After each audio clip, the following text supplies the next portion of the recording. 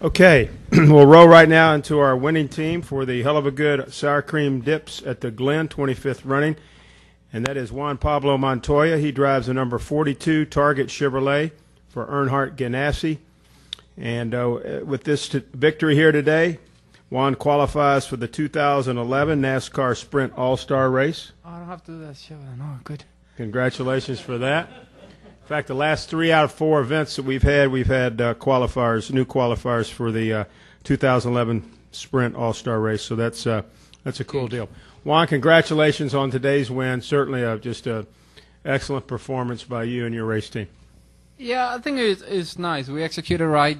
I think we did what we had to all day, and we ran really smart. I think, yesterday we had a good talk with Chip. The last few weeks have been really frustrating for the whole team, because we've been so close to victory, and it seemed to keep slipping away. And to come out here today and get the job done the way we did today, it was big.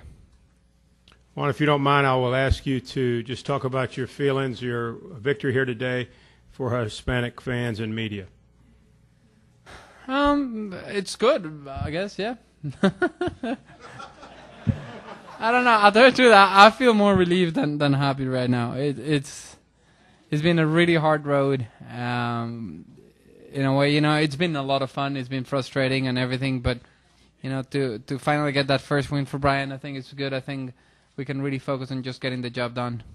That'd be nice. In Spanish, would you mind saying that in Spanish? How you feel about winning here today for? Una hamburguesa, por favor. Muy bueno.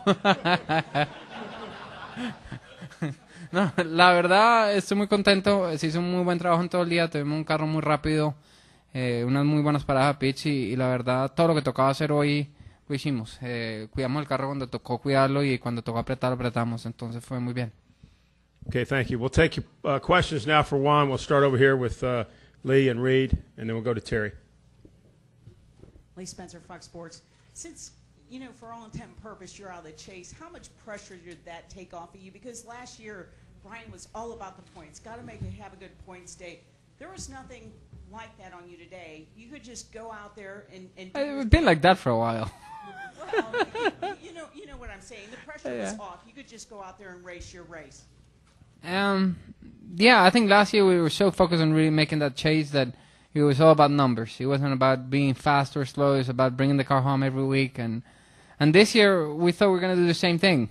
And then race 2, we had a blown motor. Then race 3, taken out with the teammate. I don't think it was on purpose, but we tangle and all of a sudden, by race 5 we had 3 DNFs. And when you got 3 DNFs out of 5 races, and then the DNFs keep happening, then you got to be realistic of what's going to happen, and you got to start being more aggressive. And a lot of mistakes came from my part and the team, everybody. And I think this will really bring the team together, and I think bring great things for the future. Reed, let's take a question from you, and then we'll hear from Brian. Go ahead. Reed Spencer with Sporting News. Juan, yesterday you talked about the meeting with Chip. What changed there, and what was the offshoot of that meeting? And as much success as Chip Ganassi has had this year as a team owner, do you feel like you finally got an invitation to the party at this point?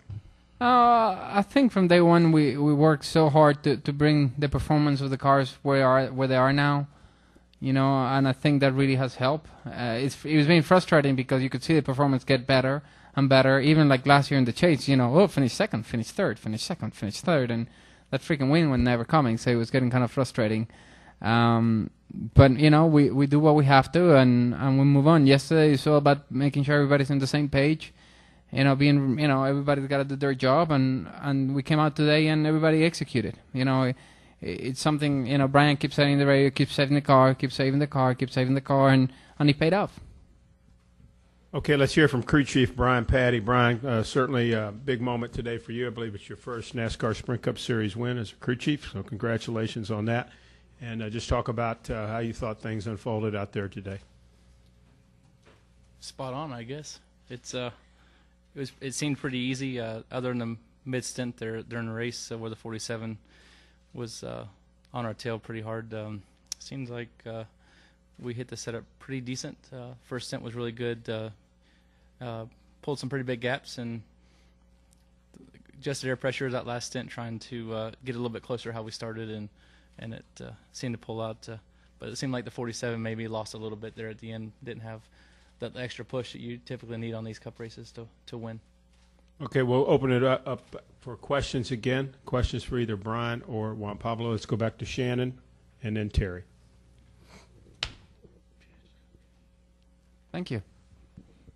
This is for both of you guys. Shannon Spake with ESPN. Juan, you just used the word disappointed and frustrating to sort of describe things that have been going on in the last couple weeks.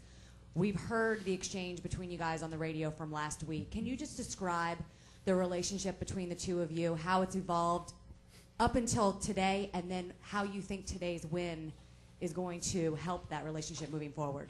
I think it's simple, as competitive as I am in the race car, he's as competitive of the race car. I think we both come here every weekend with one goal, win. And when the wins slip away, either my fault, his fault, I think that the fault doesn't really matter. I think that when you go home empty-handed, it's frustrating. And we got to learn of how to make better judgment.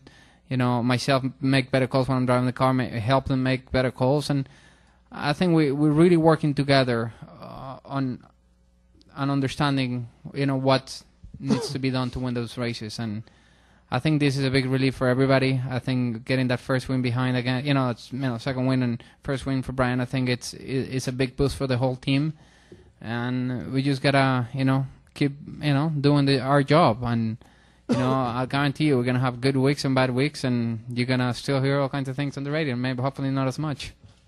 Please. Brian, if you could just expand on that, just how you guys have evolved up until today, and then how you think this will help your relationship moving forward. Well, I mean, it wasn't bad to begin with. Just when you're passionate about winning races at this level, it's when the closer we got, the worse it got for frustration level. So we've led a lot of laps. We've led a lot of races this year. So we're there week in and week out, and that's what we try to do from 2008 on, is to build an organization and a team that can consistently run at this level. I don't want to come in and win a rain delay or we want to run. I would still take one of those. No, I don't think I would accept it. I just I'll take the trophy. I want to be the Hendricks. Those guys all. I want to be consistently week in and week out, no matter if we're at a half-mile racetrack, a mile and a half, a road course, or a speedway. So, and it's the only way you can win championships. You got to be good everywhere. And we've been working on that. And it's simple. As he said, it's true. When you start leading races, and when you're running fifth, sixth, yeah, it's good, but you're not there. When you're leading and you can pull away and you're in good position, and you don't take the trophy home, it's frustrating. And it's frustrating for me, for the pit crew, for himself, for everybody.